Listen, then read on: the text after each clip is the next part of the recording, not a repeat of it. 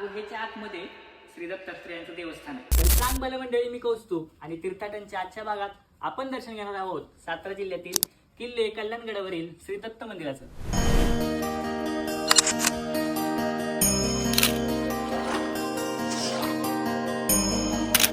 दत्तात्रेयांच्या समोरच श्री जैन धर्मीयांचं देखील देवस्थान आहे.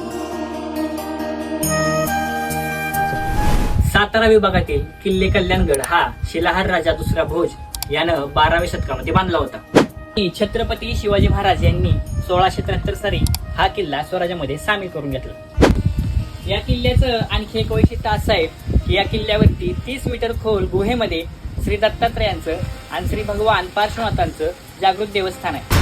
हे जे हनुमंतराय शिल्प दिसतंय त्याच्यावरती पूर्वी आदिमोह होतं आणि ग्रामस्थ किंवा काही भाविक सांगतात की ते आदिमोह जर कोणी मांसाहार करून किंवा मद्यपान करून गुहेत प्रवेश करायचा प्रयत्न करत असेल तर त्याचा ते चावा घेत होतं. आता हा दंतकथा आणि ज्याचा श्रद्धेचा प्रश्न आहे, पण मी सांगण्यासाठी तुम्हाला ही माहिती दिली.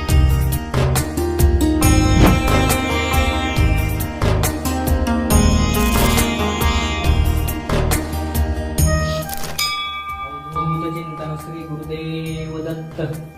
30 मीटर गुहेच्या आत हे सुंदर असं श्री दत्तात्रेयांचं देवस्थान आहे आणि या दत्तमूर्तीकडे पाहून मनाला एकच सुचतं की माझे पुण्यफळ आले, आज मी दत्तगुरु पाहिले.